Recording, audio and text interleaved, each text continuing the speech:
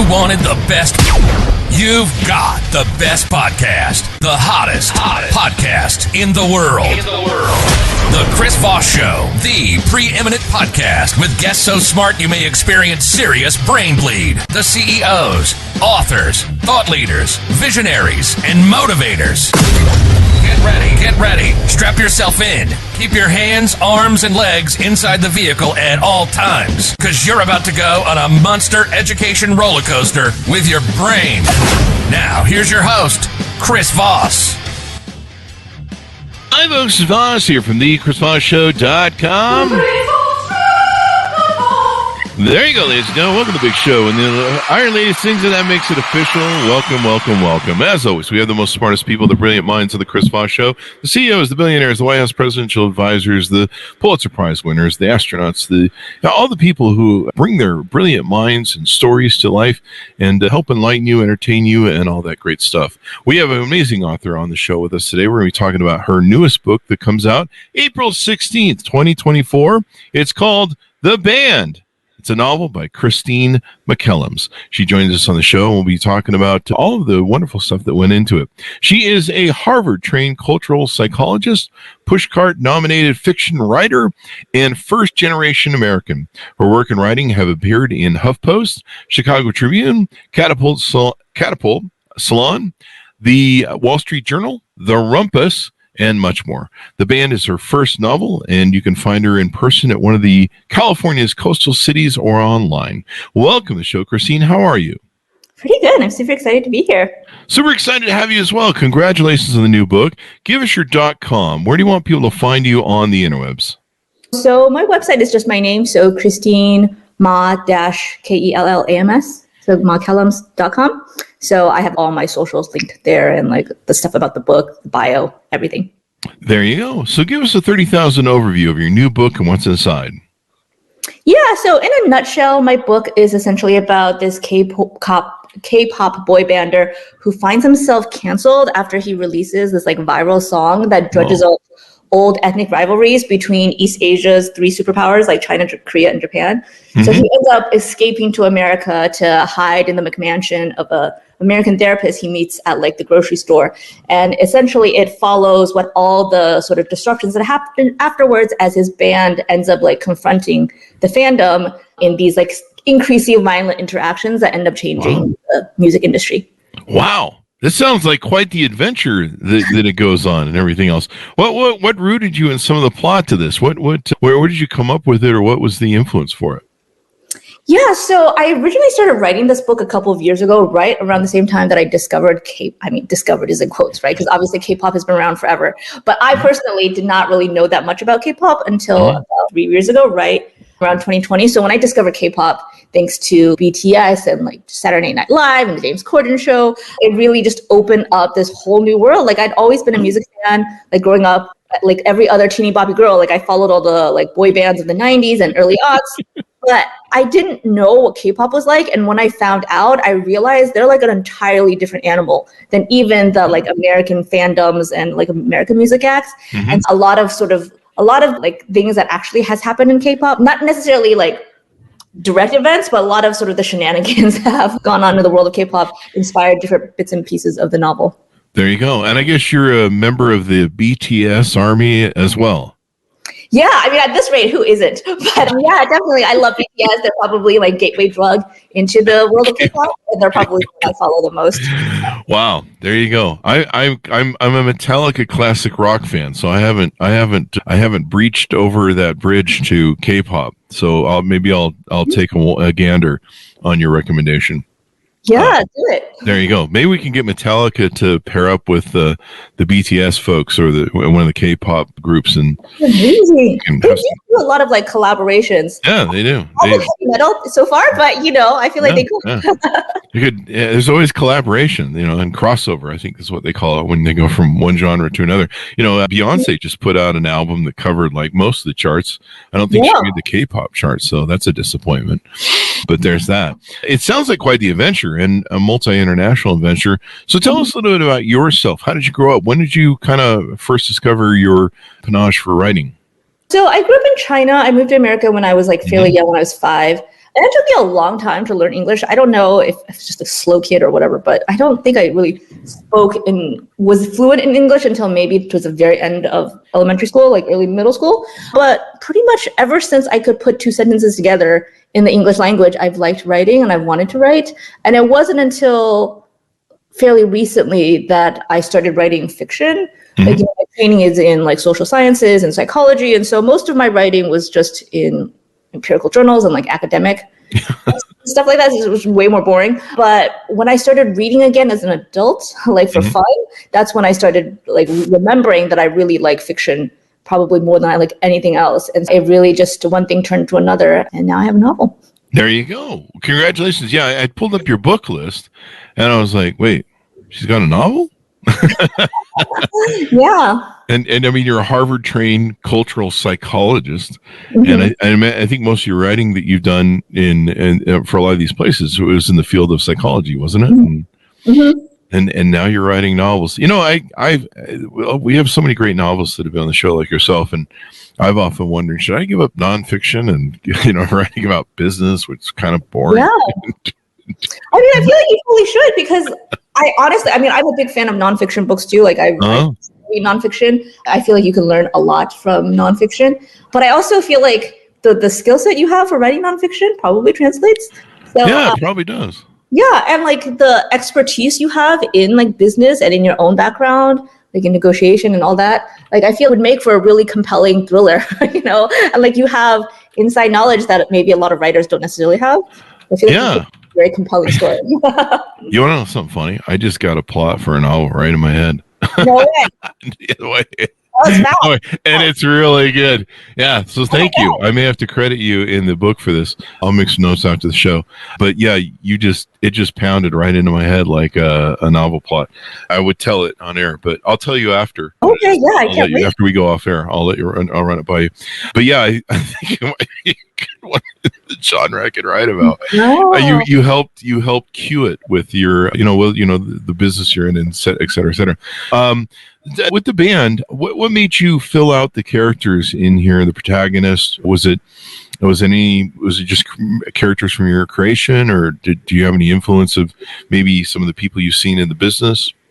Yeah, if you make it through the book, and the book's not long, but if you make it to the very end, you get to the acknowledgements, you might notice that like BTS is one of the people I acknowledged very early on, like before like my family and everything, because you're absolutely right. Not necessarily. I don't mean it to be like a direct reflection of any particular like real world person. And it's not like a one-on-one like direct reflection, but I think some of the just general like personas that I've sort of observed either among BTS members themselves or just among like musicians more broadly, like I'm a big fan of just following celebrity culture. I always have been ever since I was a kid. And I don't think what we see as fans from the outside is necessarily a great reflection of, who people are when no one's looking. But I do think it's interesting, especially now in the world of like social media, where I feel like there's a lot more direct like visibility into how people like the stuff they post. Like you don't always have to watch them through the guise of a journalist asking them a very specific question, right? Sometimes you see them posting their own content, and I feel like you get a lot better sense of how they think and what's going on in their minds. So definitely a lot of like actual musicians and celebrities inspired like different parts and bits of the novel and the characters in them. There you go. And one of the characters is a Chinese American woman he meets in Los Angeles H-Mart. And so is there a bit of you maybe in the book, or maybe just your experience as a Chinese American woman? I mean, there's bits of me in the sense that like the references she makes about psychology and the stuff she talks about that's purely psychological. Oh, wow. Like those kinds of, I make references to like psych studies and to, stuff we know about mental health and, depression and stuff like that. So like those things I obviously have direct access to myself. Like I teach on those things. I tell my students about them. Like those things are probably the most direct reflections of me. And obviously I do live in LA. I love this particular area of the world. LA gets a bad rap, but like this particular South. It's wonderful. I love LA too. I grew up in California. Oh, you do? Yeah, okay, hell with anybody who doesn't like LA. Really? I mean, I feel like maybe just people I know. I know a lot of people from like the Bay Area, for example, who like hate. Well, screw the Bay Area. Give me a break. Screw those people. Those aren't real people. Or like New Yorkers who like despise. Yeah, they're just jealous they don't have sun.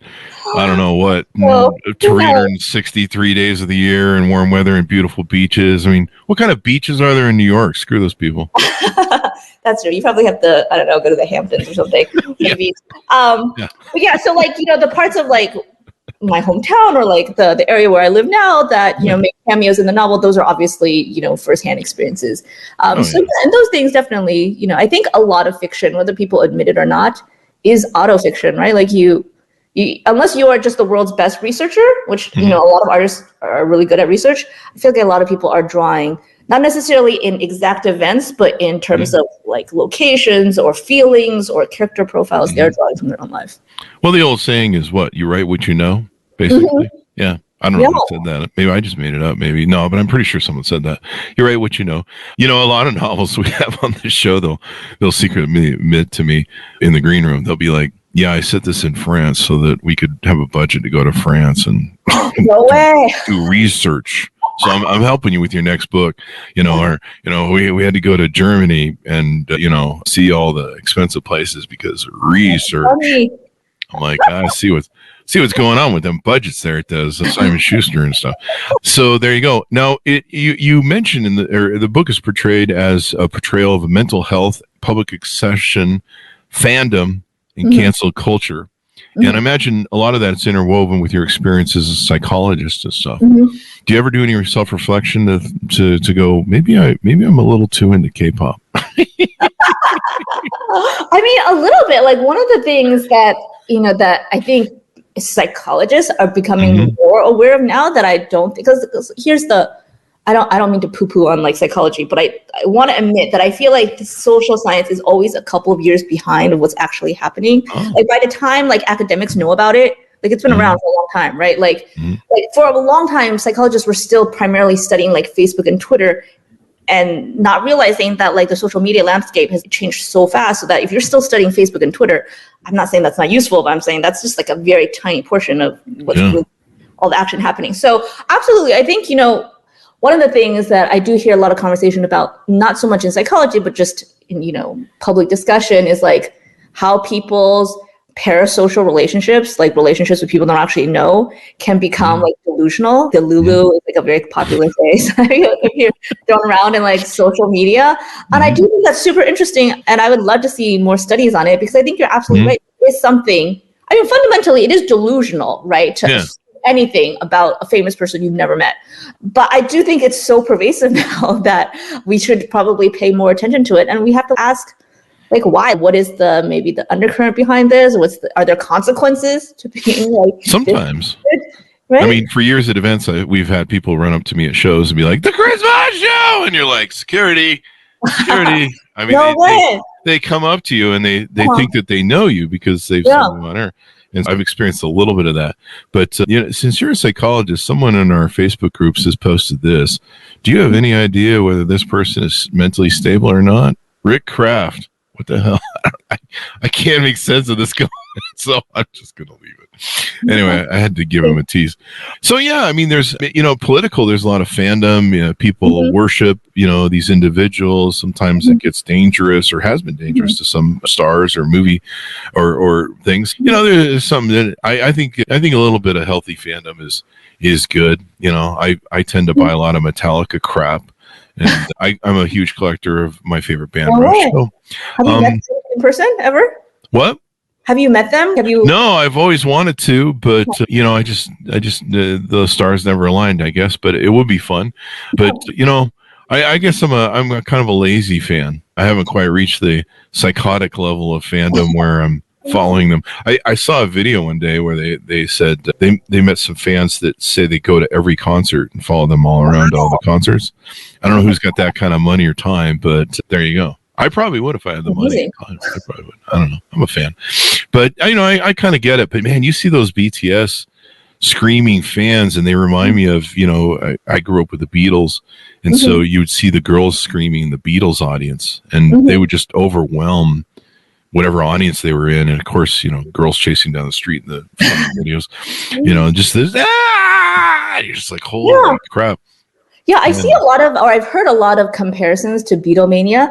And that's what I originally assumed as well. Before I really got into K-pop, I just thought, it must just be a really popular fandom in the way that like Beatles in the 60s and 70s, or, Backstreet Boys and NSYNC in the 90s and early aughts.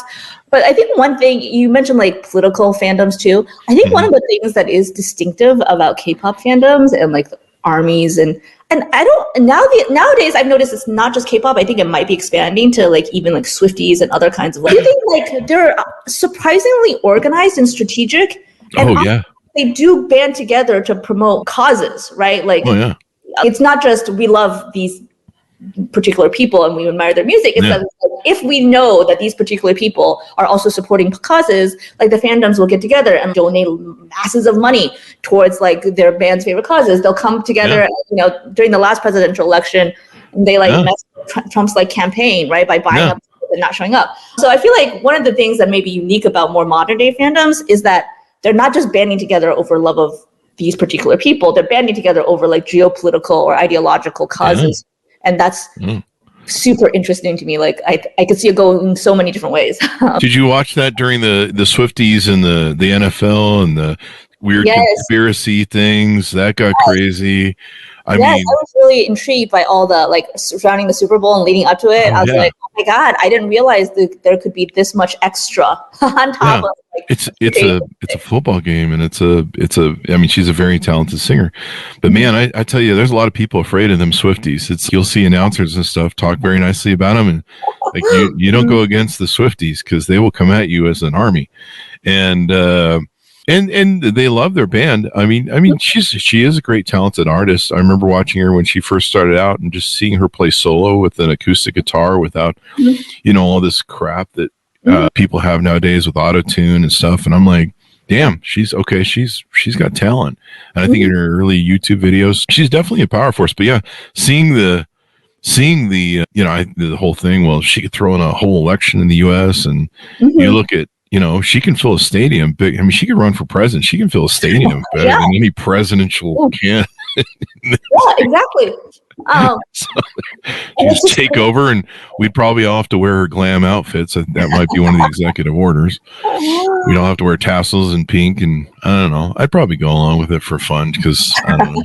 I think she's a good artist, but there you go. But yeah, it's interesting to study. Maybe your next book could be studying the fandom of everything else.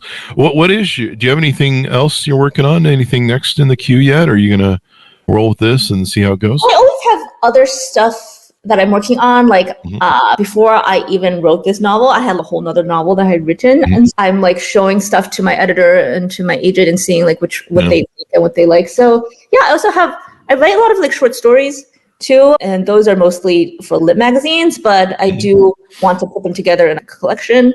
I'm told that people don't like short stories as much as novels do. This apparently is a thing in the publishing industry where like commercially, like people just don't eat up short story collections as much as novels, which boggles my mind because like social media, I feel is shortened all our attention spans. So I'm like, I feel like if anything, we should read. Yeah, you would think. I don't know. Women really love novels.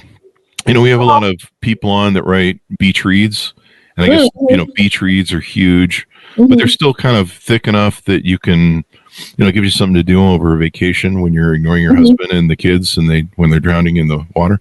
That's not what happens, Chris. Don't be dark. It's always comedy. But, women love beach read novels. They love novels. It seems to be the consumption that we see on the show. And they just eat them up. People love, that's why people watch TV, movies, entertainment, to be entertained. Hear stories, Chris Voss show. We always say stories are the owner's manual of life, and just people love them. They need to be entertained because real life is really boring. A little bit. And, I've always wondered about that. The whole, like the people who read, I've been told this too. It probably depends on genre. So I'm sure like genres like, I don't know, sci-fi or mystery, there's probably more male readers. But I have heard over and over again that for a lot of like mainstream genres, just like commercial fiction, it's mostly women readers. Men don't read as much, or like men will read nonfiction way more than they read fiction. And that has always sort of boggled my mind. I've never quite figured out why. If you understand the penchant for women's romance and the guy who always got away or the guy they really wanted, what's the old Chris Rock saying?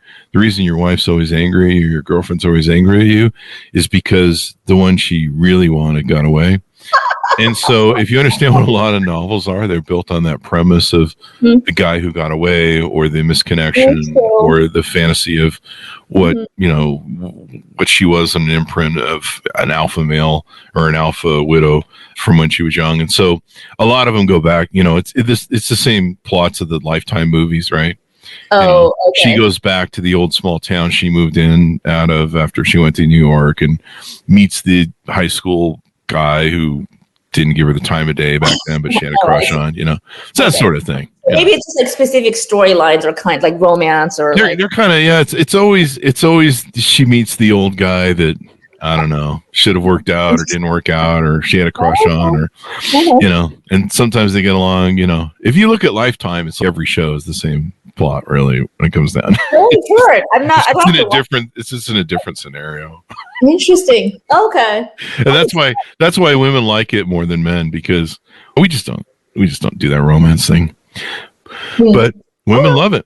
Women love it. They love reading all about it. And of course, part of the novels too, it takes, and that's the reason I used to come home to my girlfriends, not my girlfriends at the same time, my girlfriend and her mom, and they'd had an ottoman pulled up to the front of the TV, the big TV, and I come in and they both be there crying. No way. Over the book? Yeah. Over, or they want to be watching a Lifetime, probably. Okay. And I just be like, I just see the both of them crying, and they turn to me, and I'd be like, "What's going on?" He broke her heart, and I would just turn and leave. I just leave. Wow. And part of it is women love that emotional gymnastics, the Olympics that they go through when they watch, when they read a great novel or they, or they do the thing. So that's I think that's why they love it. It's basically exercising their emotions. That's why men don't get into it, but it makes it nonetheless, very popular and very attractive to women. And plus we get great novelists on the show like yourself. And so it makes for great content for us. So we're self-serving in that way. Any final thoughts you want to share out to the people to get them to pick up your book and check it all out? Not really, other than to say that I didn't actually write this book primarily for like K-pop fans. So I just wrote it because I think whether you engage in this music or not, like the fact of the matter is it is changing our cultural landscape in one way or another. And I think that's the most interesting thing about it. You don't have to know anything about BTS or any other K-pop band for the matter to realize that like the landscape of music is changing, and like the globalization of what we listen to, what we consume, and also the nature of the music industry is changing. And like one of the side plots in my book is about like how AI and will ultimately sort of shift the way we consume music. And I think we're only starting to see that a little bit more now. We have a discussion about how AI generated content is going to be taking over some of the stuff that people are putting out there. So I think that's sort of like, for me personally, like I'm not a romance writer. I don't really write or read that much like chick lit. So for me, I think it's what did you call it? Chick what? Chick lit, like chick women's fiction. Chick literature. Yeah. Okay, you got to say that slower or faster. I'm not sure. That's true. It might just sound like I'm saying the dumb. So yeah, I feel like bigger issues about like where society is heading and the dystopian nature of sort of society, I think, is sort of interesting reasons why I wrote this book and hopefully it comes through.